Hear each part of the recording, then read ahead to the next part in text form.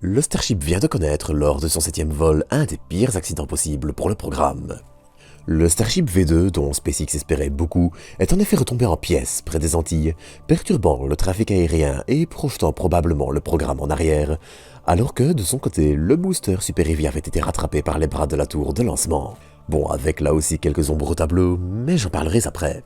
Pour cet épisode, je vais donc revenir avec vous sur ce vol, tenter d'expliquer ce qui est arrivé au Starship et dresser un petit bilan de vers quoi nous nous dirigeons probablement. Avant ça, vous n'échapperez pas à l'habituelle invitation à vous abonner si vous ne l'êtes pas encore, ainsi qu'à activer la cloche, liker, commenter et partager cet épisode.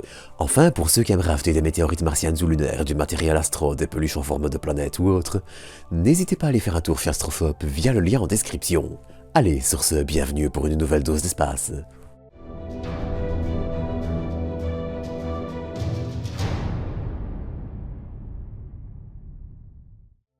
Hier soir, vers 23h37, les près de 5300 tonnes du duo Starship et Super Heavy se sont arrachées avec succès du sol du site de Boca Chica, au Texas. Et à ce moment précis, il faut le dire, les espoirs sont grands. Alors que les images magnifiques s'enchaînent, c'est le premier vol d'un Starship dit V2, un Starship qui signe un tournant majeur pour l'entreprise.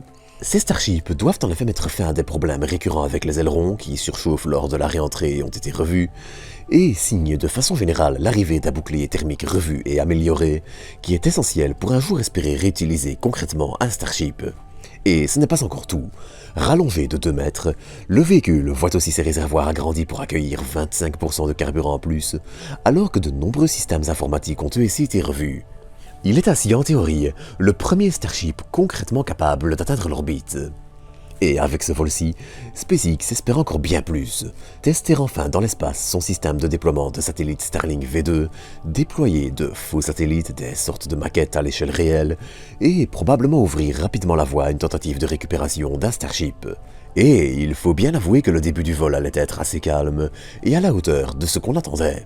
On notera d'ailleurs que tous les moteurs Raptor de Super Heavy se sont allumés au décollage, ce qui est certes normal, mais aussi un point qu'il fallait scruter. SpaceX a en effet fait revoler un moteur Raptor ayant déjà volé sur Super Heavy lors du 5e vol, et ce dernier, situé probablement sur la couronne externe, semble s'être parfaitement bien comporté. Mais il allait hélas aussi y avoir quelques ombres au tableau, petites mais réelles. Déjà environ 1 minute après le lancement, on allait remarquer qu'une partie d'un revêtement protecteur et métallique était en partie arrachée sur le Starship et semblait assez malmenée.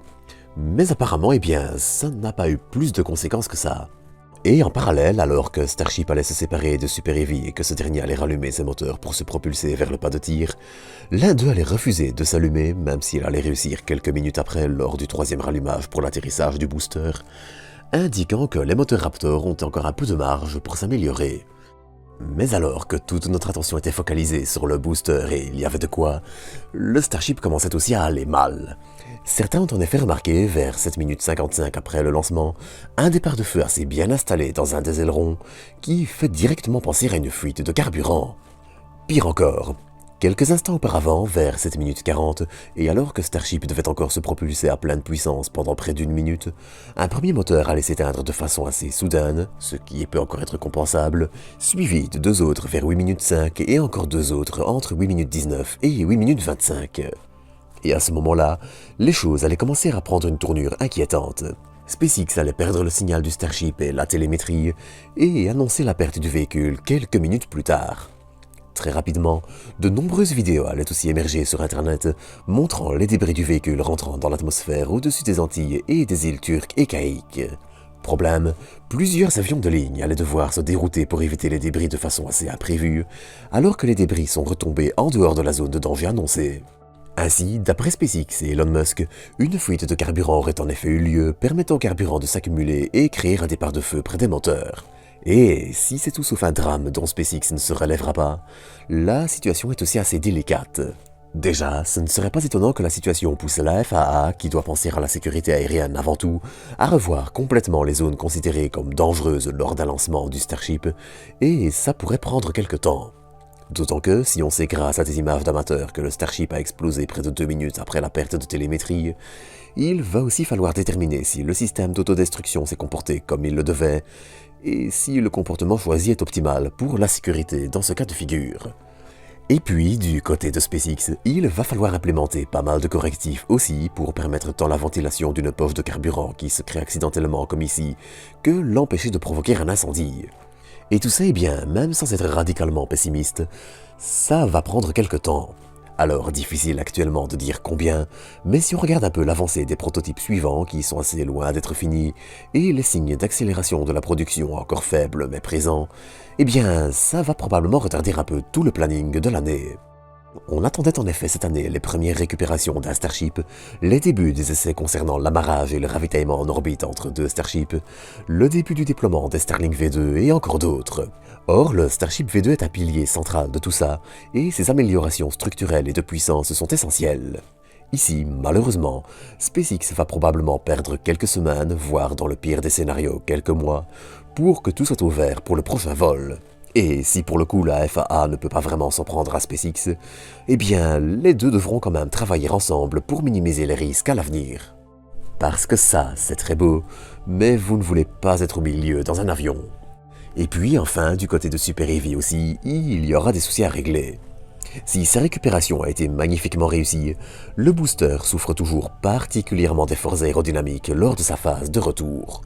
On a ainsi à nouveau vu l'anneau externe de moteur particulièrement souffrir. Comme ça a été mis en avant lors du 5e vol, tous les moteurs situés en bord du booster ont vu leur tuyère lourdement déformée et sont probablement tout simplement inutilisables.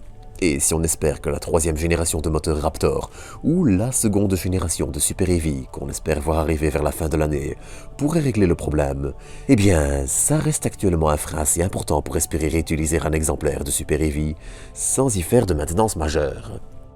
Alors bien sûr, il n'y a pas non plus que du négatif à retenir de ce vol. Super Heavy a été récupéré, il semble quand même que le nouveau bouclier thermique du Starship voit moins de tuiles se détacher lors du décollage que sur la génération précédente, et l'un dans l'autre, nul doute que SpaceX se relèvera bien vite de l'incident.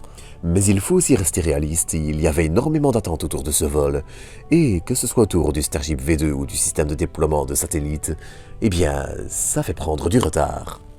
Avec le déploiement de faux Starlink, on devait aussi voir l'ouverture et la fermeture de la porte de la soute qui avait été testée et s'était mal comportée lors du 3e vol. Un vol de perdu, malheureusement, ça impactera un petit peu le planning et les dates annoncées pour la suite, surtout cette année-ci. Et malheureusement, eh bien, c'est un peu inhérent à l'optique dans laquelle SpaceX développe le Starship. Avec un développement rapide, itératif et où on tente d'aller le plus loin possible à chaque vol, on avance vite, mais quand il y a un souci, eh bien, l'impact se fait aussi sentir. Il va donc maintenant falloir voir la tournure que prendront les événements au cours des prochains jours et au cours des prochaines semaines. Mais ça, eh bien, j'en reparlerai avec vous le moment venu. Donc en attendant, j'espère que cet épisode vous aura plu. Et quant à moi, eh bien, je vous donne rendez-vous mercredi à 18 h pour une nouvelle dose d'espace.